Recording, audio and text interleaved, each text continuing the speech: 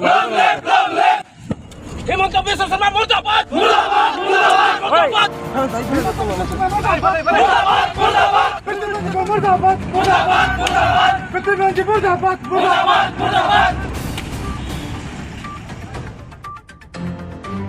KB मन्त्री doctor Himanta Biswa Sharma रनज Pegu आरो पृथ्वी माझीनि मुसुखा सावदों। आसाम हादोरसा नाङै थांनानै थानाय सावथाल हारिखौ सा जनगोष्ठी एबा हारिजों गोरोबहोनो थाखाय गिबि मन्त्री डक्टर हिमन्त बिश्व शर्मानि बिथांखि लानायखौ गनायनानै लानो हायाखै आदिबासि हारिनि गुबुन गुबुन आफादफोरा।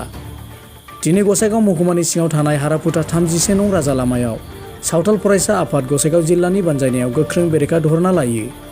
हिमन्त बिश्व शर्मा हाय हाय, रनज पेगु मुर्दाबाद, पृथ्वी माझी मुर्दाबाद हज्रिख्रावनानै सावथाल हारिखौ सा जनगोष्ठी एबा हारिजों एखे एबा गोरोबहोनो नागिरनाय बिथांखिनि हेंथायै खुद्रिखांनानै मुसुखा सावदों।